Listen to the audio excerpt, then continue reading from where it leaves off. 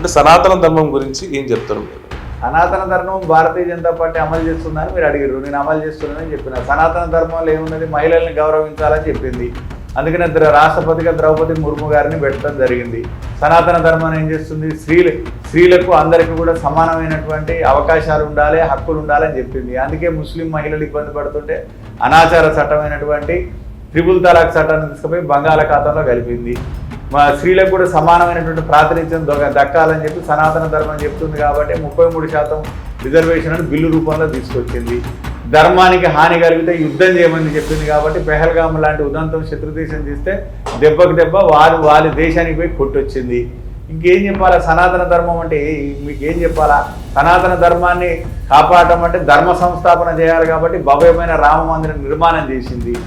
సనాతన ధర్మంలో మరి ఏ రకమైనటువంటి వివక్ష ఉండదు, మొత్తం దేశంలో అందరూ ఒకటే కలిసి జీవించాలి. కాబట్టి 378 తీసుకుపోయి కూడా మరి ఆ హిమాలయాల అవతల బారేసింది. ఇదే సనాతన ధర్మం. ఇంతకంటే సనాతన ధర్మం ఏం కావాలి?